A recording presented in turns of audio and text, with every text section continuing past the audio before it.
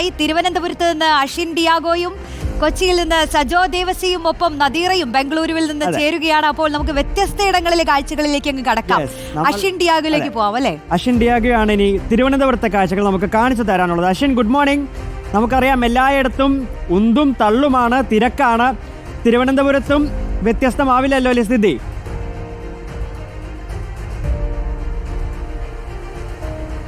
അവങ്കിൽ very good morning. ഇവിടെ ഇപ്പോൾ show ആരംഭിച്ചിട്ടുണ്ട്, അതുകൊണ്ട് തന്നെ തിരക്ക് ചെറിയൊരു കുറവുണ്ട്. 6 മണിക്കാണ് ഇവിടുത്തെ ഷോ ആരംഭിച്ചിട്ടുള്ളത്. ഞാനുള്ളത് കൈരളി ശ്രീ നീള തിയേറ്ററിലാണ്. ഇവിടെയൊക്കെ അല്പസമയം മുമ്പ് വരെ ഭയങ്കര ക്യൂ ആയിരുന്നു. എന്ന് വെച്ചാൽ നമുക്ക് ഒരു ഘട്ടത്തിൽ പോലീസിന് വലിയ രീതിയിൽ ഇടപെടേണ്ടി വരുന്നു. വണ്ടികൾ പോകുന്നതിന് പോലീസ് വളരെ കഷ്ടപ്പെട്ടാണ് ഇവിടെ നിന്നും വാഹനങ്ങളിലേക്ക് മാറ്റി ഈ ആരാധകരെ മൊത്തം അകത്തേക്ക് കയറ്റി ഈ സിനിമ കാണാനുള്ള സൗകര്യം ഒരുക്കിയത് എന്നുള്ളതാണ്. തിരുവനന്തപുരത്തെ എല്ലാ തിയേറ്ററും ഇന്ന് ഹൗസ്ഫുള്ളാണ്. പല തിയേറ്ററുകളിലും ചെറിയ രീതിയിൽ ഈ ഗ്ലാസുകളൊക്കെ അടിച്ചു തകർത്തുന്ന സംഭവം ഉണ്ടായെങ്കിലും ആരാധകരുടെ ആവേശത്തിന് ഒരു കുറവുമില്ല എന്നുള്ളതാണ് ഏറ്റവും പ്രധാനപ്പെട്ട കാര്യം. കൃത്യം 6 മണിക്ക് തന്നെ ഷോ ആരംഭിച്ചിട്ടുണ്ട് എന്നുള്ളതാണ്. എല്ലാ ആളുകളും അവസാനം ഓടി വന്ന് കയറുന്നതൊക്കെ കാണണമായിരുന്നു. എക്സാം ഹാളിന് എക്സാം എഴുതുന്നതിന് അല്പസമയം മുമ്പ് എത്തുന്ന പോലെ ഓടി വന്നൊക്കെയാണ് ആളുകൾ പെട്ടെന്ന് കയറിയൊക്കെ ഇരിക്കുന്നത്. ആളുകൾ നമുക്ക് സീറ്റിൽ തന്നെ ഇരുന്ന് കാണുന്നില്ല. ആളുകളൊക്കെ സീറ്റിന് മണ്ടയ്ക്ക് കയറി എന്ന് ചാടി തുള്ളി കളിച്ചൊക്കെയാണ് കാണുന്നത് എന്നുള്ളതാണ്. നമുക്കൊപ്പം തിയേറ്ററിന്റെ മാനേജർ കൂടിയുണ്ട്. ചേട്ടാ, ഹൗസ്ഫുള്ളാണ്?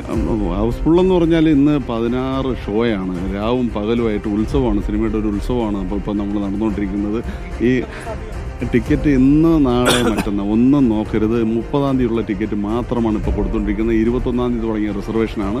ഫുൾ ടിക്കറ്റും പോയിട്ടുണ്ട്. ഒരു സന്തോഷമാണ്. കാരണം നമ്മുടെ ഒരു സർക്കാരിൻ്റെ ഒരു സ്ഥാപനത്തിൽ ഈ കൈരളി ശ്രീ നിളയിലേക്ക് ഇത്രയും ജനങ്ങൾ ഇങ്ങനെ വരികയും ഈ പറഞ്ഞ പോലെ നമ്മുടെ റിപ്പോർട്ടർ ചാനൽ ഉൾപ്പെടെ നിങ്ങളുടെ ഒരു സാധനം, അതുപോലെ പോലീസിൻ്റെ ഒരു സേവനം, അവരെല്ലാം ഉണ്ട്. ഒരു ശല്യങ്ങളും ഇല്ലാതെ നമ്മളെ എല്ലാവരും പ്രേക്ഷകർ വളരെ സന്തോഷത്തോടുകൂടി എല്ലാവരും സിനിമ കണ്ടുകൊണ്ടിരിക്കുകയാണ്. തീർച്ചയായിട്ടും. കാരണം 2 ദിവസം കൊണ്ട് ടിക്കറ്റ് കിട്ടാതെ എല്ലാവരും തിരിച്ചു പോകുന്നുണ്ട്. ഇനി അവർ എടുക്കുന്നത് 1-ാം തീയതി 2-ാം തീയതിയിലേക്ക് ടിക്കറ്റ് എടുത്തു പോവുകയാണ്. കാരണം അവർക്കൊരു വിഷമം തോന്നി. കാരണം ഇന്ന് വന്നപ്പോൾ ടിക്കറ്റ് കിട്ടില്ല, നാളെ ഇല്ല, മറ്റന്നാ ഇല്ല. കഴിഞ്ഞ 4-ാമത്തെ ദിവസത്തേക്ക് ടിക്കറ്റ് എടുത്തു. ഞാൻ വന്നപ്പോൾ തന്നെ ഒരു ചേട്ടൻ ചോദിക്കുന്നുണ്ടായിരുന്നു സീറ്റിലേക്ക് തറയിരുന്നാണെങ്കിൽ സിനിമ ഉണ്ടോ? അല്ല, തീർച്ചയായിട്ടും. കാരണം ഇതിനകത്തുള്ള സീറ്റിംഗ് കപ്പാസിറ്റി അല്ലാതെ ഒരു ടിക്കറ്റ് പോലും നമ്മൾ തറയിരുത്തി കാണിക്കാൻ പറ്റില്ല. ഞങ്ങൾ അങ്ങനെ ചെയ്യില്ല. അതിൻ്റെ ഉള്ളൊരു കാരണം എന്ന് പറഞ്ഞാൽ 3 തിയേറ്ററിൽ കൈരളി എന്ന് പറയുമ്പോൾ 443, ശ്രീ എന്ന് പറയുന്ന 310, നീള 259, ഏകദേശം 1096 ഓഡിയൻസ്, അതായത് 1096 ഓഡിയൻസ് രാവിലത്തെ ഷോ കണ്ടു കഴിഞ്ഞു. ഇതേ തന്നെയാണ് ഇന്ന് രാത്രികാല ഷോയും. രാത്രി 12 മണി എന്ന് പറയുന്നത് സ്പെഷ്യൽ ഷോ, സർക്കാരിൻ്റെ ഒരു പ്രധാന ഒരു പരിപാടിയാണ് രാത്രികാല ഷോ.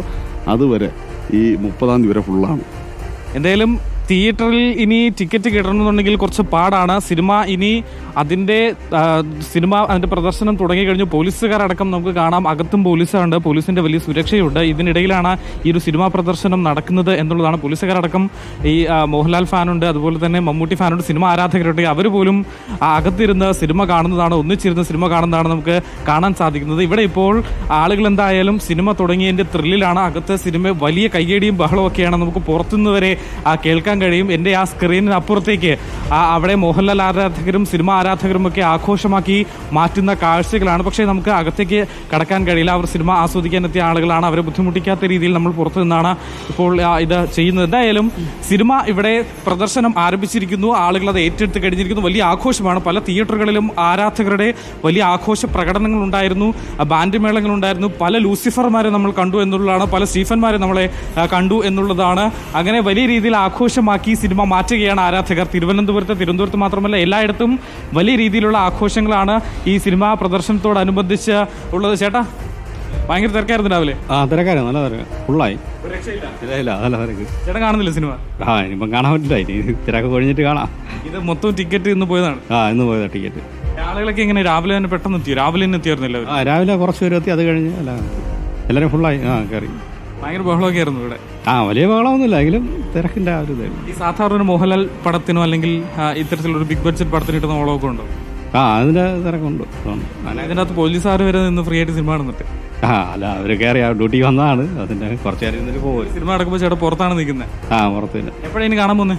അല്ല, ഇനിയിപ്പോൾ അരമണിക്കൂർ കഴിഞ്ഞ് എനിക്ക് അത് കയറി നോക്കിയിട്ട്. എന്തായാലും സിനിമ കാണാൻ പറ്റില്ല, സീറ്റില്ല. ഇതാണ് ഈ തിരുവനന്തപുരത്ത് നിന്ന് ഇനി കുറച്ച് നാളത്തേക്ക് കേൾക്കാൻ പോകുന്ന പരാതി. ഇതാണ് എമ്പുരാന് സീറ്റ് കിട്ടിയില്ല എന്നുള്ള പരാതികളായിരിക്കും. എന്തായാലും ഈ വാതിലിനപ്പുറേ ആളുകൾ വലിയ രീതിയിൽ ആഘോഷമാക്കി എമ്പുരാൻ കണ്ടുകൊണ്ടിരിക്കുകയാണ്. റോഷ്നി? അശ്വിൻ, എന്തായാലും ഒരു പടം തുടങ്ങിക്കഴിഞ്ഞാൽ കാണുന്ന ഒരു കാഴ്ച തന്നെയാണിത് അല്ലെ? പൊടി പോലും ഇല്ല, പൂരപ്പറമ്പ് പോലെ നിന്ന തിയേറ്ററിന്റെ മുറ്റമായിരുന്നു. അതെ, അപ്പൊ എല്ലാരും അതിന്റെ ഉള്ളിൽ എൻജോയ് ചെയ്യുകയാണ്. നമുക്ക് ഇത്രയും നേരം പുറത്ത് എൻജോയ് ചെയ്ത് ഇനി ഉള്ളിലാണ് അർമാദം. അതെ, ചില താരങ്ങൾ കൂടി പ്രതികരിച്ചിട്ടുണ്ട്. മാത്രമല്ല ഈ സിനിമയുമായി ബന്ധപ്പെട്ട് നിൽക്കുന്ന ആളുകളുടെ പ്രതികരണത്തിലേക്കൊക്കെ നമുക്ക് എത്താം.